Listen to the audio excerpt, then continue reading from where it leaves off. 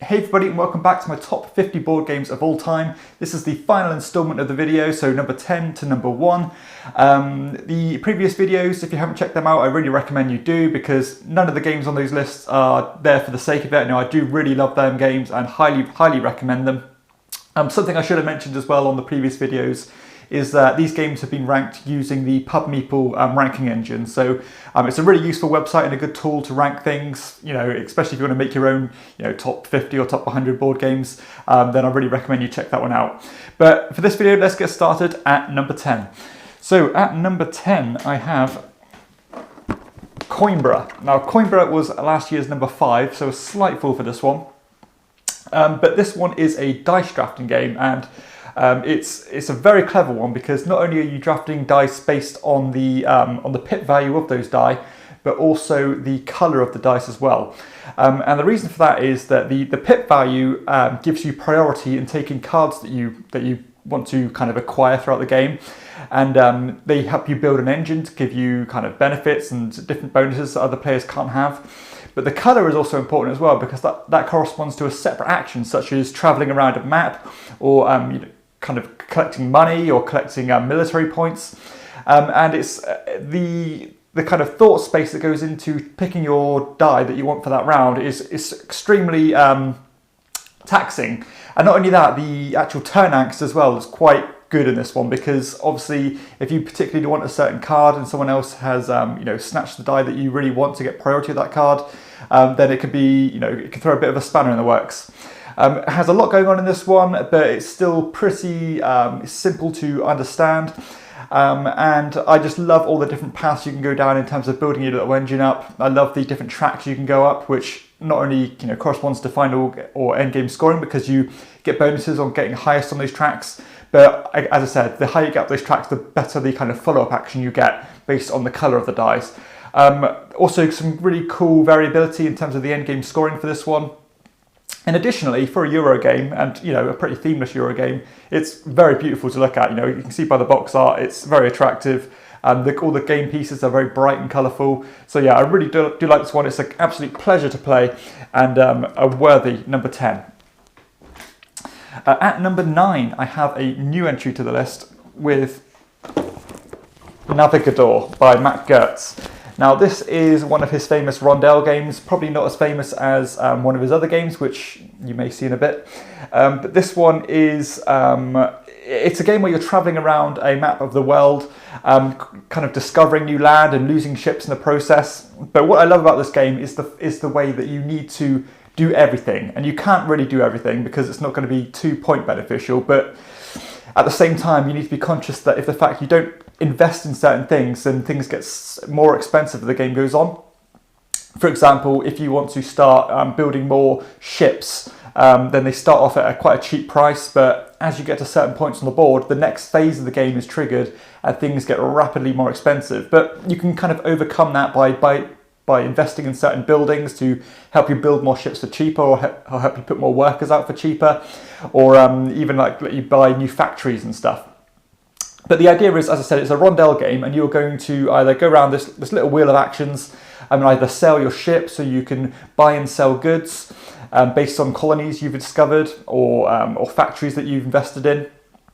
But another thing I really love about this game is the economy of the game, because there is a real shift in the supply and demand of certain goods as the game develops. So at the beginning of the game, some goods are pretty easy to acquire, meaning that they get pretty cheap. But at the same time, the other goods get discovered later and are very expensive to buy at the beginning of the game. But obviously, when someone gets the corresponding factory to that one, they can start selling them at a really high price. So I love the market of this game. It's extremely clever. I love the simplicity of the action wheel, and the different routes you can go down in terms of strategies, because this one you actually invest in the kind of points pool that you want to go for. So, for example, if you really wanted to focus on discovering new bits of land and getting these little tokens to show that, you can basically take another action that lets you get more points for doing so. And I think that's such a great way of forming your own strategies, and just a great way of point scoring in general. So an absolute masterpiece of a design. I actually really love the way the game looks and stuff as well. Very dry looking, but I think it's got a certain charm and appeal to it. So that's Navegador, just an absolutely magnificent game. At number 8, I have last year's number 4 with Tzolkin, the Mayan Calendar. Now, this is actually one of the first games I ever bought, or at least probably one of the first Euro games I ever bought. And the fact that this is still in my top 10 is quite a praise for it, because obviously I play so many games, and this one has completely held its place and not been pushed down. I still think it's absolutely genius. It's a worker placement game, which is something I'm a bit hit and miss on, but I love the element of the spatial puzzles in this one, because the board is made up of I think it's 5 different cogs, one just being a kind of decorative piece that rotates the other ones. But you've basically got these 4 different sections, and on those 4 different sections you've got a number of different actions you can take, all doing different things. And on your turn you are either putting one of your workers or a number of your workers onto the cogs, or you are taking them off the cogs. But the longer you leave them on, as the turns go by, the wheels rotate, making them get more and more powerful actions. And knowing when to trigger those actions and when to start taking your workers off is so important. It's a real time puzzle, because you might say, I put this one on the wheel, so I'm going to plan to take it out on 4 turns from now, and this one's already here, so if I take this one off at the same time as that, I can line up the moves together. And yeah, there's a lot of that going on in it, but it's still got your traditional things such as having to feed your workers or buying buildings to get you bonuses and things like that. But it's just that additional spatial puzzle of this one just takes it from, out of this world in terms of how well this one's put together. It's just so much fun. It's a bit of a brain burner at first, but I think the more you play it and the more you understand the way the board works, it becomes a bit more of a leisurely activity rather than completely brain frazzling. But such a good design and almost faultless for me, this one. I mean, you've got all the Euro tropes, you're climbing the tracks, collecting your resources, as I said, feeding your workers and things like that. But yeah, just a magnificent game, and one of the best ever. That is Tzolkin, the Mayan Calendar. Next up, at number 7, I have a brand new entry with Maracaibo. Now, Maracaibo is Alexander Pfister, who is a designer who's really taking off now. I mean, he's got such a big following, but this was his kind of magnus opus from last year, and it takes a lot of the elements of his previously successful games and mashes them together, and it does it so well for me. It's a game, I suppose it's a bit of a rondel game, as you were going around this map, visiting these different islands, taking actions, but there is so much more than that, because you've got a separate track, kind of adventurer track, where you go down and get resources and things. You can invest in building your engines in terms of accumulating victory points from round to round. You can do the same with money. You can the whole game is based on this card system where you have multiple use cards, which Alexander Pfister does particularly well, in my opinion. So you are kind of completing quests, or you are buying the cards for the ability on those cards, which can let you place workers on the board. So when you visit those places on the map, you get further bonuses. It really does have everything going on in this game. But the thing I really like about this one is this kind of investment system where different nations battle, or you can battle different nations or fight for them. And as they kind of conquer islands, you can invest your kind of stakeholding in those and increase multipliers, or your scoring based on multipliers, based not only on the coverage, but also on how far you up on these tracks. And I love that. It's so good. So much going on. A ton of replayability, because there are so many cards in the game. And not only that, the game actually has a narrative in it as well, where you have this story you can play through, which modifies the board, adds new spots, adds new cards into the deck and things like that. And I absolutely love that. It just adds that extra wrinkle of engagement, which I really enjoy. So an absolutely brilliant game, a magnificent game, and one that works really well solo as well. And I couldn't recommend it enough. Probably, if not, well, definitely up there with the most heavy games on my entire list, probably in the top 2 or 3. And but the rules overhead is so worth overcoming to actually enjoy the game itself, because it is amazing. That is Maracaibo at number 7. At number 6, I have last year's number 9, so an increase for Concordia. Now, if you didn't know, this game is also by Matt Gertz, who designed Navegador, which was my number 9.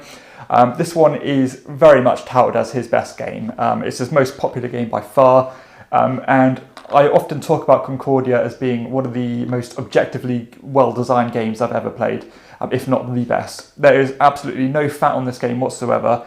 It is so streamlined, so amazingly balanced that it's just unbelievable to think how well or how much playtesting and how much balance has gone in from Matt Gertz to make this amazing game. So it's a game where you have a hand of cards with actions on them, and you're playing those cards to kind of travel around the map and put down different trade houses, collect new cards into your hand, and things like that. As you'd probably imagine with a lot of Euro games. But what I really love about this game is not only the tightness of it. I love the scoring system, because at the end of the game, all the cards you've collected count towards a certain scoring criteria. So, for example, for every Mercury or Saturn card you have, you'll get a point for every region you're in. So you can really focus on that, or you can focus on getting your workers and ships down, or you can focus on getting on all the different types of factories. So there's loads of different strategies you can go down and collect cards based on those. But I also love the way the player interaction is used, because while there's completely no nastiness or there's no take that in the game, you still have to factor in what other players are doing, because it's getting to certain locations quicker than other players is going to be so much more cost effective than if you get there after them, because you have to pay double or triple the price if you are second or third in row to get to those cities. And additionally, when you activate a certain action and it triggers all the buildings in a certain region, and you accumulate all the different resources you've got from the factories in that region. But not only do you get that, all the other players do as well. So sometimes if you do that, then you end up helping other players quite a bit. This game just does everything masterfully. It is so easy to explain and understand, and probably one of the finest designs of elegance in terms of a board game design in relation to its depth and kind of ease to teach. So deep but so simple, and it's just an incredible game, and one that everybody should play. That is Concordia at number 6. At number 5, I have Trismegistus, the Ultimate Formula. Now, if Maracaibo wasn't the heaviest game on this list, this one definitely is. It's another dice drafting game by Daniele Ticini, who actually designed Tzolkin as well. This one was last year's number 6, if I didn't mention that so far. This one is another dice drafting game, but this one, not only are you basing it based on the colour of the dice, also the symbol on the dice, but also how many dice there are in that certain pool when you actually draft it in the first place. I suppose it's an engine building game, as you are collecting these different elements and things and transmuting them from another, trying to fulfill these different experiments. You are working on your your masterpiece, and this is really a hard game to explain, because there is so much going on in it, and it's not going to be for everybody, because it almost has some complexity for complexity's sake. But once you get your head around learning all the different things that go on in it, and you realise how many different routes there are to take and how many different things to try, it's a game that's quite time restrictive, because you've got to achieve a lot throughout the game, but there's actually not that many turns or not that many drafts on your turns throughout the game. But additionally, you can choose to buy these different kind of upgrades for your player board, and when you transmute from one good to another, then you get to trigger that good and get you maybe a bunch of resources or a bunch of elements that you need, and things like that. You're also working towards public objectives. You've got your own objectives to fulfill, and just an absolute feast for the senses in terms of things you can do. And I also love the fact that you can piggyback off other players' actions as well, because you have these lightning tokens where if a certain player uses an action on a certain dice, you can cash in one of those tokens to also use an action of that dice type. So That's really useful, and you can get a lot of mileage out of your turns that way. But definitely a game you have to check out for yourself. And if you really do like engine building, you like heaviness, you like dice drafting, and just an absolute brain burner, then Trismegistus is probably the game for you. At number 4, I have last year's number 8, so a slight increase for Grand Austria Hotel by Simone Luciani and Virginio Gili. This one is another dice drafting game, but a bit different than the other ones, because in this one you are, at the beginning of the game, or each round, you are rolling a bunch of dice and allocating them to the different actions based on the pip value of those dice. So then when you choose an action, you take it at the strength of the amount of dice in that pool. So you've really got to weigh up the fact of whether you want to take actions at the strongest you can, or take the rarer actions, which obviously will be a bit weaker, but they're a bit rarer. So I really do like that. And in the game, you're trying to acquire guests to your hotel. You're trying to feed them and and water them, and then take them to their room, get them comfortable, and get points based on that way. But what I really do love about this game is the synergies and the bonuses you get from completing the objectives or feeding your guests. You've got some really cool staff cards in this one as well, where you have a hand of cards that nobody else has, and one of the actions is to play those cards. And they can really kind of accelerate your ability to do things in this game. And using those effectively is one of the keys to winning this one. I think it's just such a charming game. You also have to kind of weigh up this tension of having to please the Emperor each round, because there's this track you go up. And if you don't reach a certain point, then you are going to either not get a bonus, or actually suffer a penalty if you do particularly badly. But yeah, this one is such a delight. It's again very simple mechanically, but a lot of depth in it. It plays very quickly, particularly well at 2 players. And if you want to play with more than that, then I would say be a bit cautious of the player order, because the game actually works in a snaking order, so it goes player 1, 2, 3, 4, 4, 3, 2, 1. So if you were first player, for example, you're going to have to wait quite a bit between your turns. But at 2 players, that's not really an issue, and it just plays so well. They've just announced an expansion for this one is coming out to add more content and more modules, which, to be honest, could actually take this one into my top 3 if those expansions are good. So who knows? So hopefully, fingers crossed for good content there. But yeah, as it is, this game is fantastic. Absolutely brilliant, so much fun, so engaging, and just an absolute blast to play. That is Grand Austria Hotel at number 4. So let's get into my top 3 games of all time. These are actually the only games I've ever ranked a 10 out of 10, so I'm pretty tight on my rankings. But this one, these 3 are just absolutely magnificent. So at number 3, speaking of magnificent, we have Lorenzo Il Magnifico. Now, this was last year's number 2, so a fall of 1 place for Lorenzo. This one is by Virginio Gili and Flaminia Brasini, with Simone Luciani, who you may have noticed from my other games on this list that I like quite a lot of their games. This one is another worker placement game, but this one isn't really so much about the worker placement as it is about the engine building.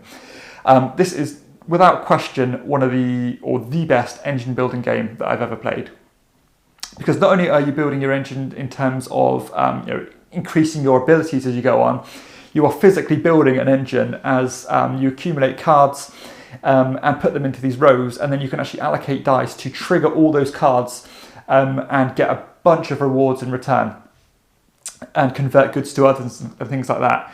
And as the game goes on, that engine is so satisfying when you do invest in it, and it does pay off if you play the game effectively. The kind of tempo of the game is excellent, because as you really get things ramping up and really start to feel the power of your engine, the game's almost over. So you've got to really kind of time things well that way. I love the way that the worker placement works as well, because you have I think you have 3 or 4 different pawn tokens or workers, all corresponding to a different dice colour. And at the start of the round, a corresponding dice is rolled, and the strength of that worker is based on the pip value of that dice. So some rounds you can have really weak workers, some rounds you can have really strong workers. But the thing is, everybody's playing from the same, playing with exactly the same strength, because it's not like those values are just corresponding to your workers. And you can modify them or boost them up by using these separate kind of servants. And you're basically just acquiring cards, either for pure points, as I said, to add to your engines, and things like that. But it is just such a satisfying game, just completely fun. You can take ownership of your own engine. I just love everything about this game. Lots of tracks you've got to go up as well. Again, a bit like Grand Austria Hotel, you've got this, this, I think it's like a religion track in this one, where you by the time it gets, or every couple of rounds, if you don't reach a certain threshold, then you're going to suffer quite a nasty penalty, or not. So, and suffering that penalty might be worth it at times, because you get higher up on the track, which can get you a lot more points. So really decisions you have to weigh up throughout. But again, I just love the way everything works together in this one. A really good expansion for this one as well, which I do recommend, which not only adds another column to the game to acquire more cards, but also adds in these unique player abilities where you actually bid on at the start of the game. And you're not bidding them with money or anything, you're actually bidding them with the amount of resources you start with. So you can either hit a really powerful ability and start with next to nothing, or kind of get a kind of a not so powerful one and start with a big pool of resources. And it's kind of a bidding war in how you're going to get those. But I love this game. It is just one of the best games I've ever played, hence why it's my number 3, Lorenzo Il Magnifico. At number 2 was last year's number 3, so a swap for these ones. This one is, if I can find it,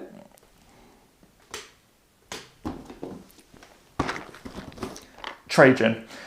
Trajan is another Steffenfeld game, and if you've watched my top 50, you're going to know how much of a fan of Steffenfeld I am. This one is, quite noticeably my favourite.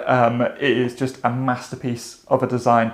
It's a Mancala rondel game, so you've got this your own player board with these different actions on, and you've got a number of tokens in these different bowls corresponding to those actions, and then you're picking up one of the bowls and dropping them one at a time, and whatever bowl you land on is the action you take. But not only are you basing on that, you're also basing them based on the colours of the tokens, because if you line up certain colours at certain times, you can trigger off bonus actions. And I suppose it's very much a point salad game where you're getting points for doing lots of different things. And it's almost like a bunch of mini games that come together, because you've got obviously all the different actions correspond to a separate mini game, but there is some crossover as you are, getting more of those tiles for your Mancala wheel. You are trying to conquer Europe on a separate map.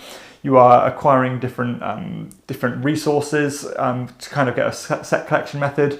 You're trying to fulfill the needs of the people to not suffer negative points, and climb up tracks to get bonuses and end game scoring. It's just an absolute myriad of different Euro things going on, and I absolutely love it. And it's one of those games where you can meticulously plan your turns to to a T, and line up 3 or 4 turns in a row based on the Mancala wheel. Trying to trigger off those different actions to get the bonuses. It's just absolutely fantastic. And I said it's a 10 out of 10, and there's not many games I'd rate 10 out of 10s. And it's just absolutely wonderful, and I couldn't recommend this enough. Very dry. I mean, there's no theme on this one whatsoever. But if that doesn't bother you, then Trajan is, and you like your Euro games, then Trajan is definitely one to try. And finally, at number 1 was my last year's number 1. This is El Grande. El Grande it's been my favourite game for a couple of years now.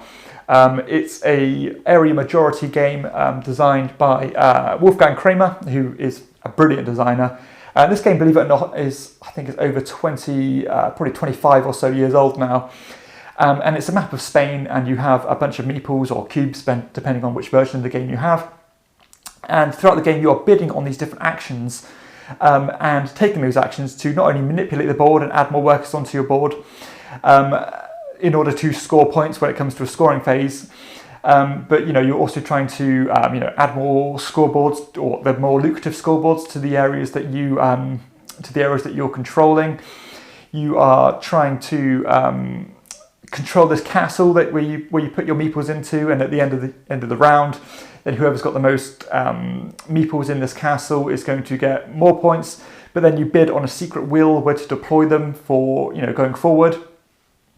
So I love the tactility of this game. I love the dynamicness of the different cards, and I just love the interaction. It's just one of those games where you can be quite nasty in the game, but you're all doing it for a benefit. And it's just the perfect area control game. No bloat in this one whatsoever. I said I love the decision space of whether you want to play one of your strong bidding cards to get the really powerful actions, but having to weigh the fact that you're not going to bring in too many meeples into your pool for deployment. So there's this real flow of your resources that you need to bear in mind to make sure you always have something to deploy onto the board. And not only that, the game enforces some restrictions which can completely dominate the game in terms of you can only actually ever play or place meeples onto the board based on where the Grande is. And the Grande, the King. The King is this giant pawn, and you can only ever deploy meeples on the areas surrounding the King. And obviously, as the game goes on, that's going to move around, and you can never add to regions, with the King. So you can use that to your advantage and get bonus points. It really does have so many decisions and like micro decisions that go on throughout the game. You're constantly, the game's constantly in flux, moving things around to your advantage. Bearing in mind the Castillo, that tower. The card play is great, the bidding is great, and all that in a 90-minute game that's so engaging, so snappy, and just so much fun. And the player interaction is out of this world. So El Grande, just absolutely the best game ever made for me. So that concludes my top 50 board games of all time. I really hope you've enjoyed it, and I hope there's something on this list that piqued your attention and or piqued your interest and made you want to try it out, because I would strongly stand behind any of these games because I think they are so well done. And out of the hundreds and hundreds or thousands of games that come out every year, to be in the top 50 is such such high praise. And it's always interesting to know what's going to come out next year, because always better and better things are coming out. And so yeah, that concludes my top 50 games of all time. I hope you've enjoyed it. If you have, please hit like and subscribe to my channel, and check out my other videos too. Additionally, you can support me on Patreon and follow me on Instagram, and I'll leave the links below for those. For everyone else, I'll see you next time on Chairman of the Board. Bye.